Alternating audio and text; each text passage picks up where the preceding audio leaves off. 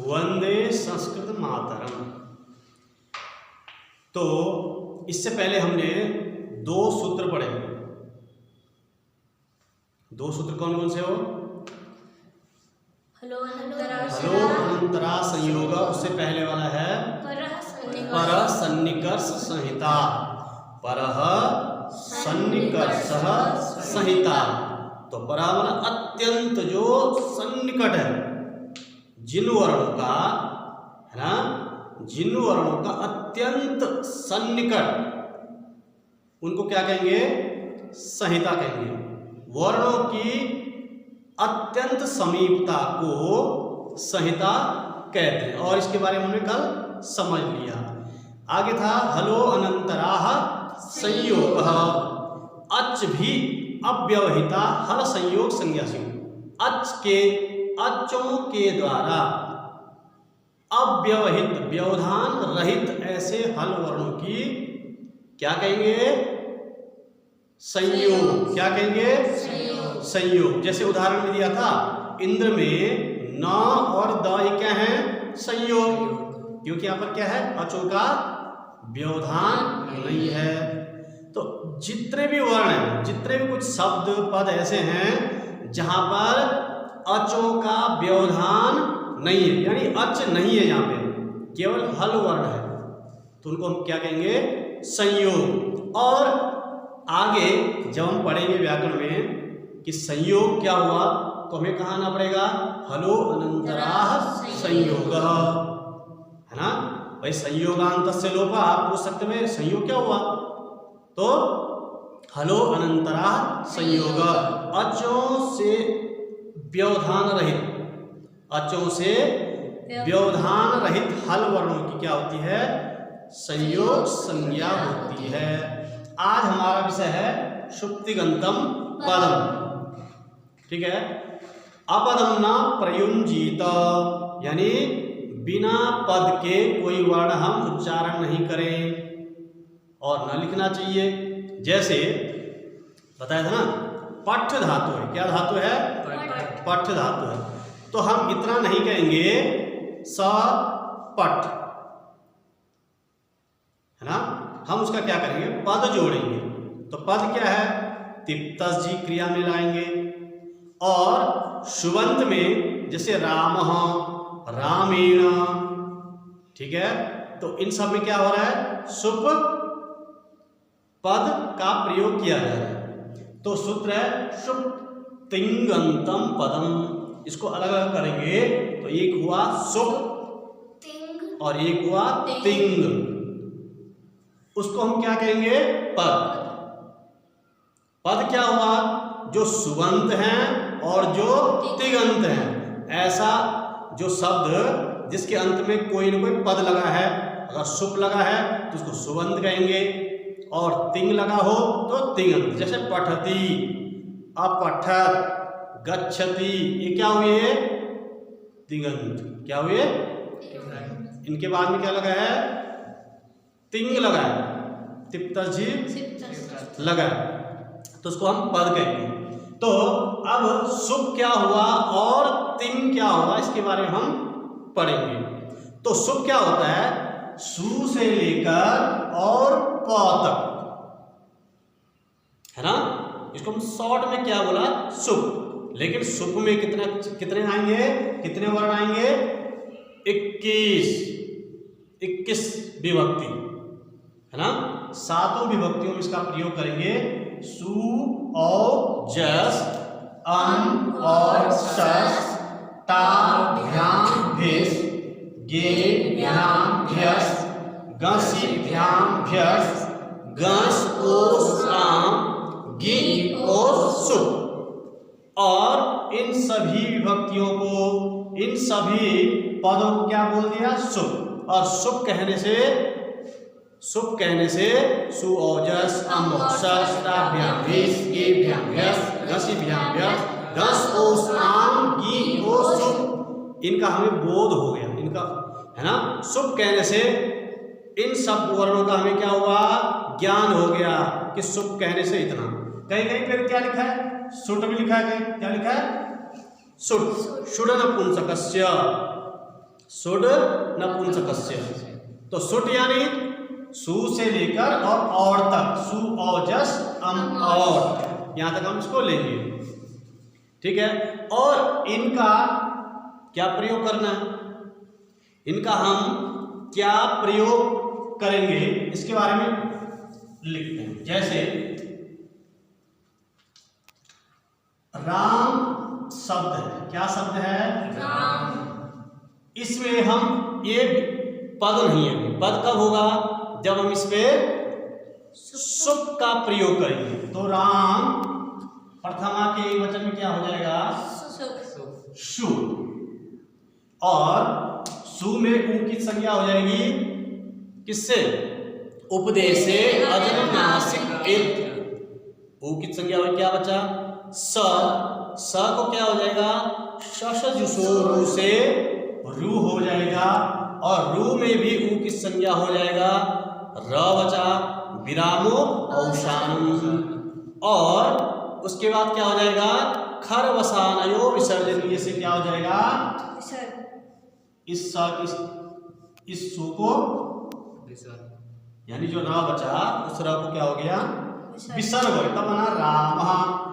उसी प्रकार औ राम औ रामौ, रामाः जस, यहां जस में क्या हो जाएगा, ज की संज्ञा हो जाएगी किससे, चुटू। ठीक है, और क्या हो जाएगा, क्या बचेगा, अश। स की संज्ञा नहीं होगी, क्यों, बहुत बढ़िया, ना विभक्तो तुष्मा से स का निषेध हो जाएगा, है ना। और यहां पर क्या हो जाएगा, रामाः ऐसा रूप बन जाएगा।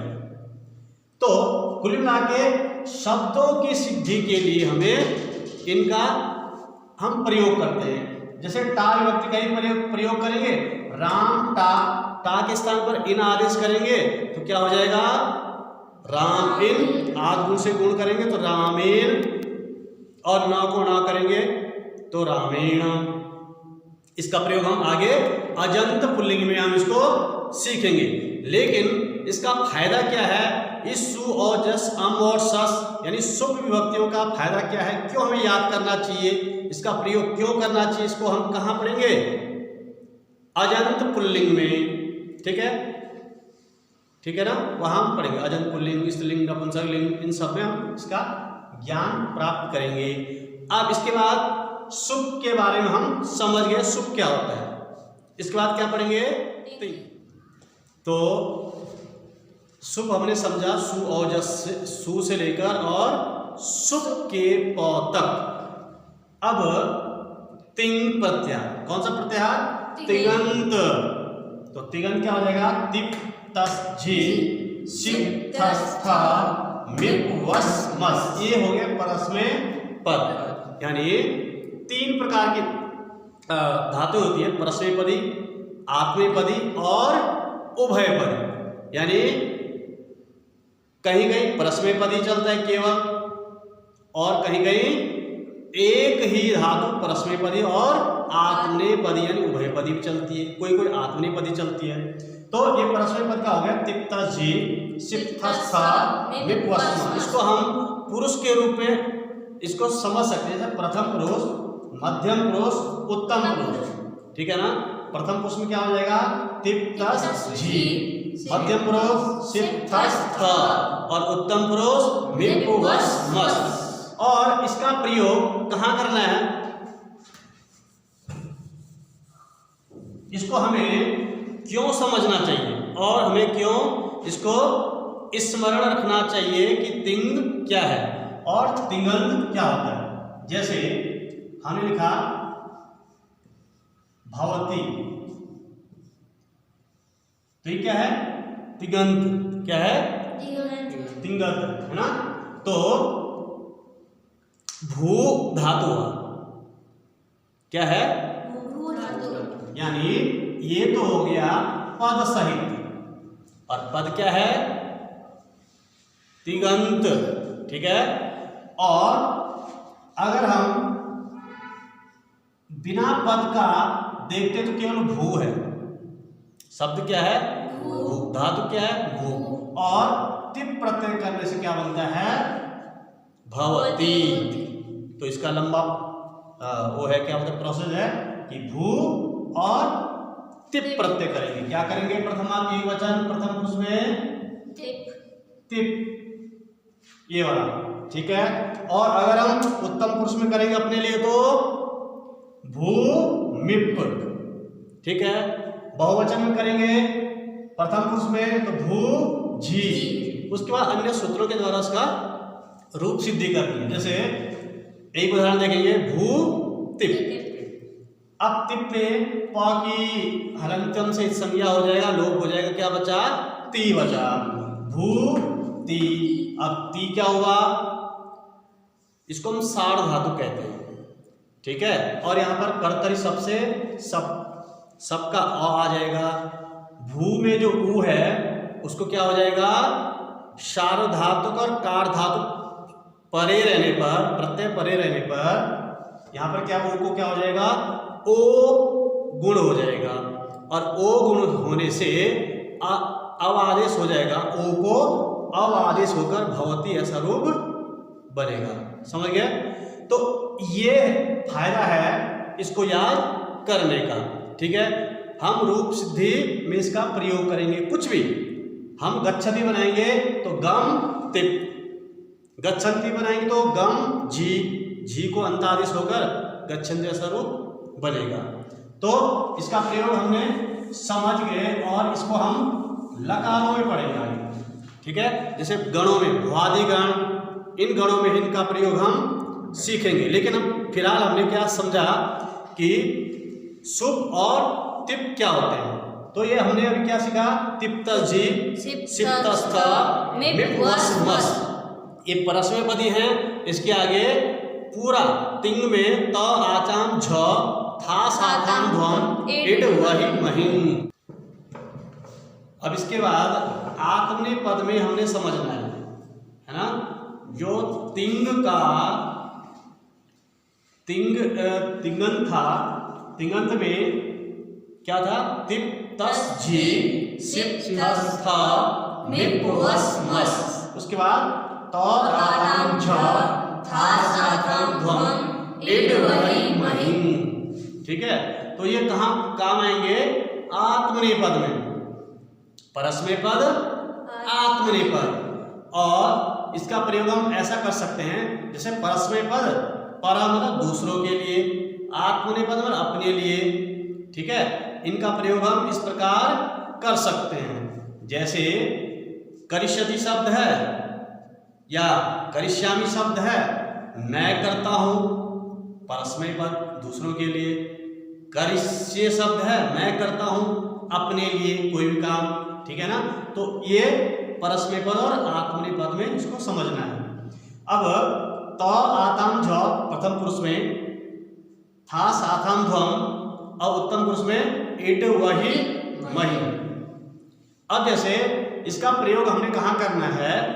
आत्मनेपदी रूपों में। जैसे एद वृद्धो, तो इसके रूप कैसे चलेंगे?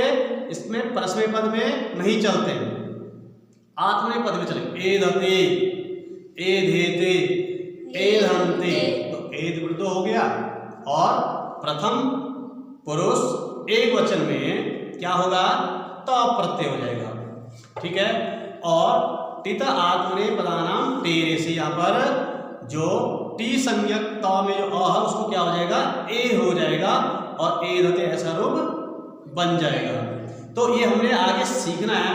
लेकिन हमने पद क्या होता है, पद कैसे बनता है, इसके बारे में हमने आज समझा, ठीक है।